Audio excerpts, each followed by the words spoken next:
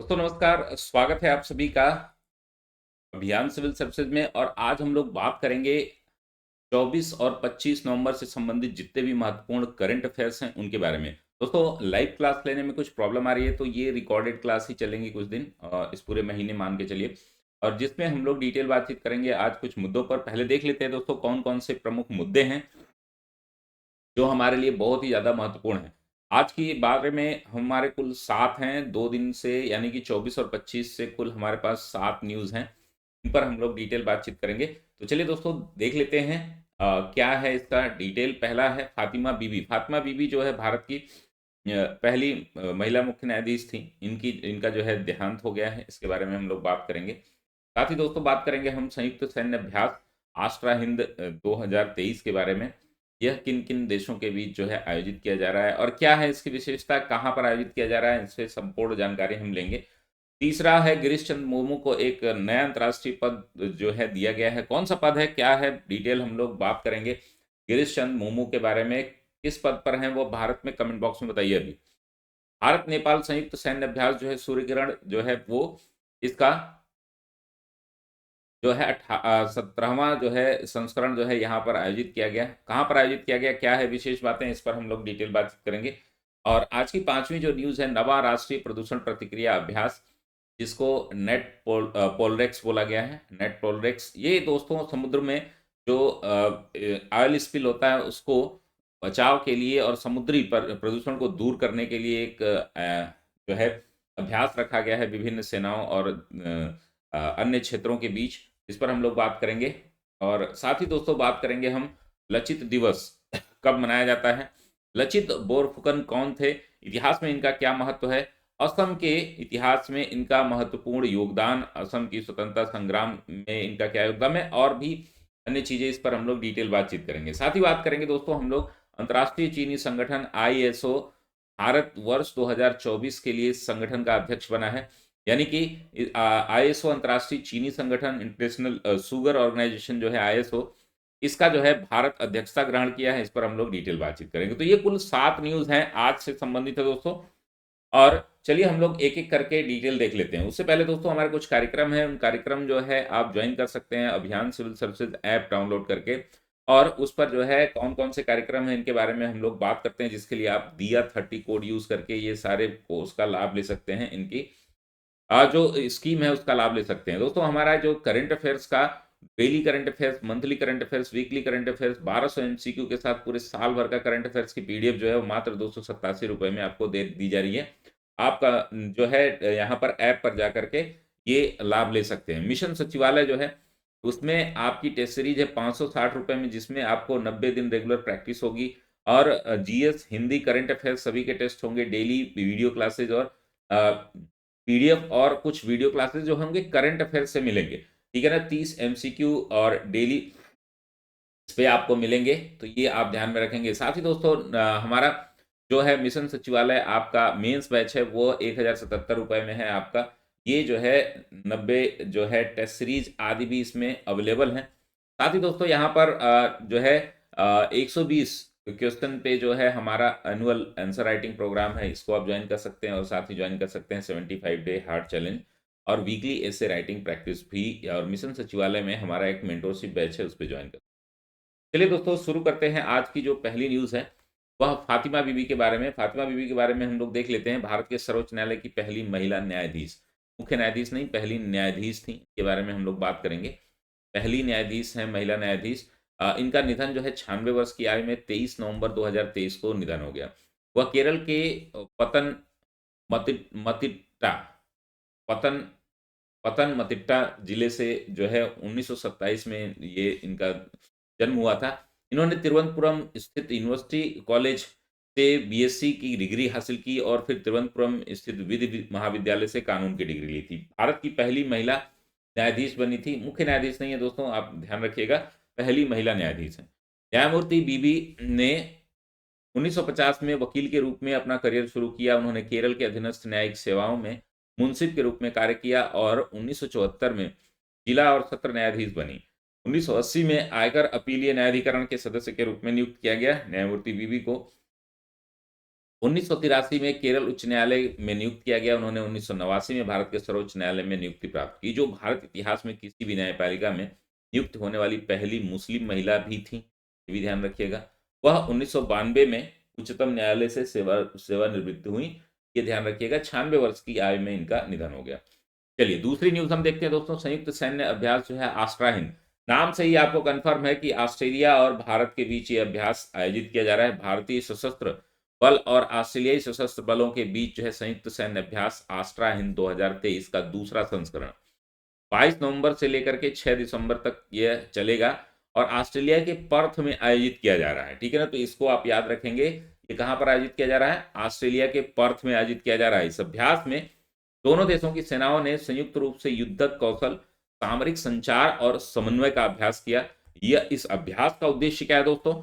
इस अभ्यास का उद्देश्य दोनों देशों की सेनाओं के बीच द्विपक्षीय रक्षा सहयोग को मजबूत करना और दोनों देशों के बीच सामरिक साझेदारी को बढ़ावा देना है। अभ्यास में दोनों देशों की सेनाओं ने युद्धक कौशल, सामरिक संचार, समन्वय क्षेत्र के विभिन्न प्रकार के अभ्यास किए। इनमें जमीन पर लड़ाई, हवाई हमले, नौसैनिक अभ्यास अभियान और आतंकवाद विरोधी अभियान भी इसमें शामिल है। अभ्यास के दौरान दोनों देशों की सेनाओं ने एक दूसरे के साथ मिलकर के काम करने का तरीका सीखा। दोनों देशों के बीच जो है सैन्य सहयोग को बढ़ावा दिया और इसके समापन पर दोनों देशों के अधिकारियों ने एक संयुक्त बयान भी जारी करेंगे। ठीक है ना। अभ्यास आस्ट्रा हिंद 2023 भारत और ऑस्ट्रेलिया के बीच रक्षा सहयोग को बढ़ावा देने में एक महत्वपूर्ण कदम था। यह अभ्यास दोनों देशों की सेनाओं के बीच द्विपक्षीय रक्षा सहयोग को मजबूत करेगा। ठीक है ना। इसका तीसरा संस्करण है, ये आप ध्यान रखेंगे। दूसरा संस्करण, सॉरी। गिरीश चंद्र मुर्मू के बारे में हम लोग बात करते हैं।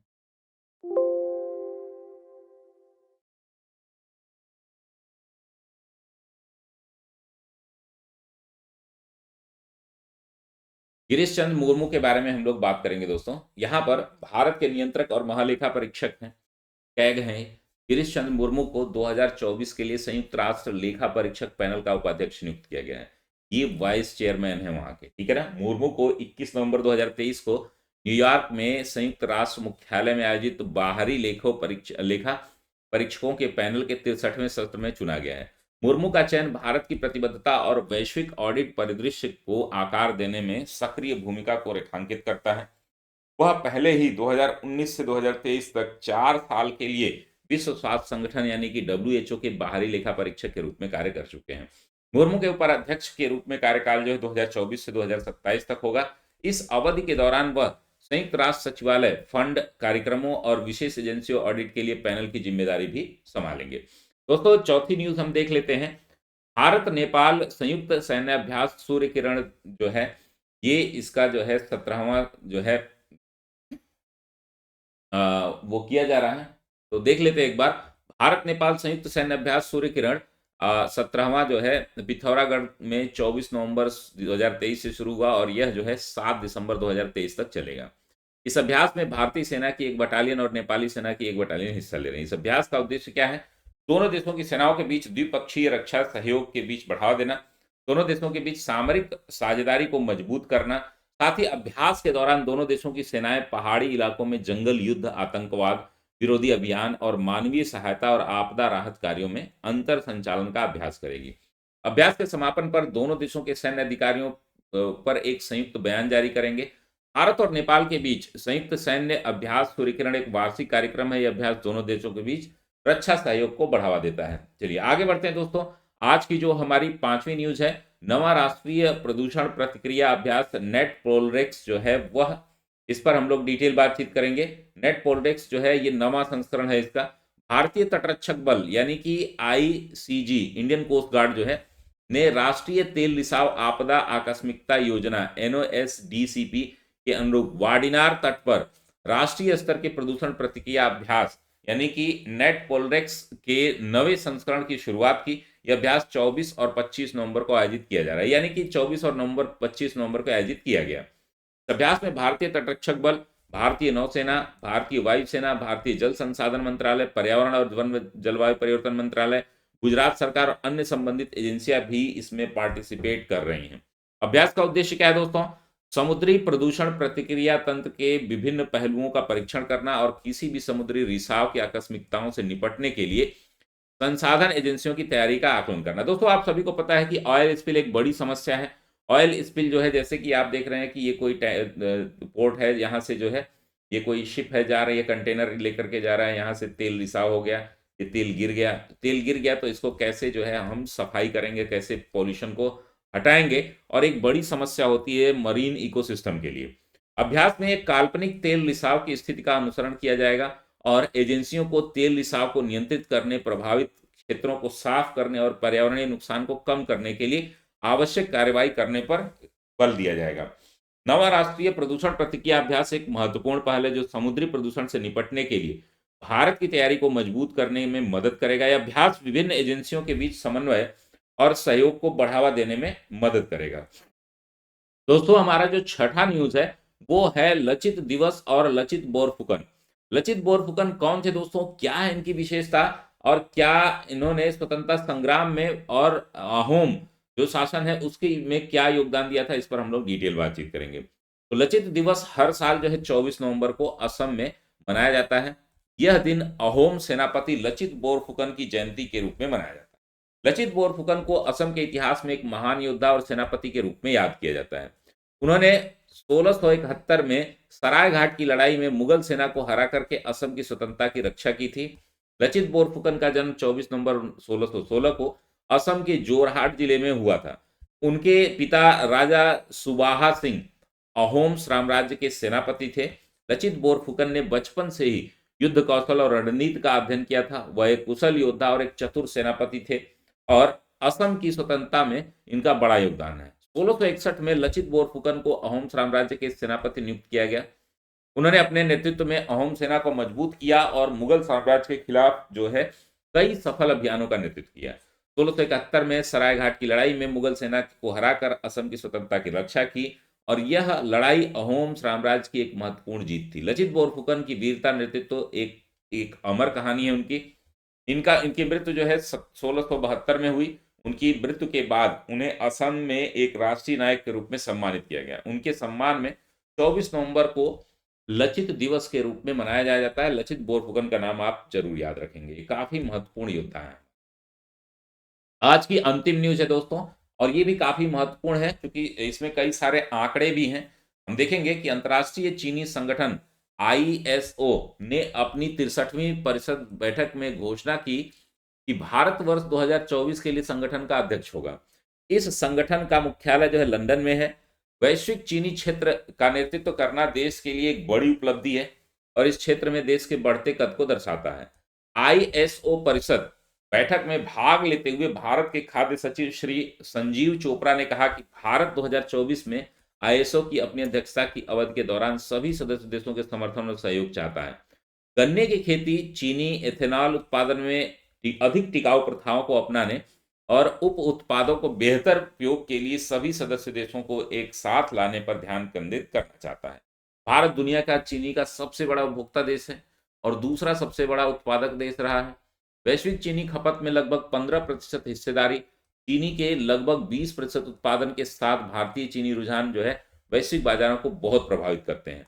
यह अग्रणी स्थिति, अब ये डेटा जो है आप याद करेंगे न्यूज में जो है वो आप जो है इसको क्या करेंगे, आप डेटा जो है ऐसे में या मुख्य परीक्षा में या प्रारंभिक परीक्षा में भी ये पूछा जा सकता है सीधे सीधे, उसको आप यूज करेंगे। यह अग्रणी स्थिति भारत को अंतर्राष्ट्रीय चीनी संगठन का नेतृत्व करने के लिए उपयुक्त राष्ट्र बनाती है, जो चीनी और संबंधित उत्पादों को शीर्ष अंतर्राष्ट्रीय निकाय है। इसमें लगभग 90 सदस्य देश हैं। इस संगठन में चीनी बाजार में विश्व में पश्चिमी गोलार्ध में ब्राजील तो पूर्वी गोलार्ध में भारत अग्रणी राज्य। आप सभी को पता है कि ब्राजील जो है दुनिया का सबसे बड़ा चीनी उत्पादक देश है।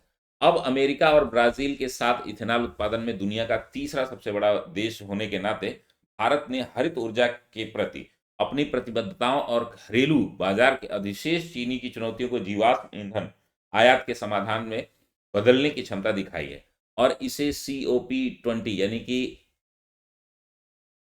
हमारा जो COP26 है ग्लासगो वाला, जिसमें हमने पंचामृत रिजोल्यूशन रखा है जिसमें हमें नेट जीरो कार्बन एमिशन 2070 तक प्राप्त करना है, उसके लिए एक उपकरण के रूप में पेश किया है। ये उल्लेखनीय है कि भारत में इथेनॉल मिश्रण प्रतिशत जो है 2019-20 में 5% से बढ़कर के 2022-23 में 12% हो गया है। जबकि इसी अवधि के दौरान उत्पादन 173 करोड़ लीटर से बढ़कर के 500 करोड़ लीटर हो गया है, और इसे अगले 2035 तक मेरे ख्याल से 20% एथेनॉल ब्लेंडिंग हमें करनी है। तो ये रही कंप्लीट जानकारी दोस्तों। हमारे कुछ कार्यक्रम हैं, उन कार्यक्रमों से आप जुड़ सकते हैं।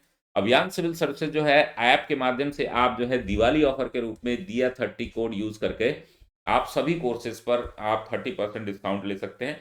ये सारे हमारे कोर्सेज हैं। इन कोर्सेज के बारे में अधिक जानकारी के लिए आप हमें व्हाट्सअप कर सकते हैं 8802913517 पर, जिसके माध्यम से आप ये संपूर्ण जानकारी ले सकते हैं। तो मिलते हैं हम लोग अगली क्लास में, तब तक के लिए धन्यवाद।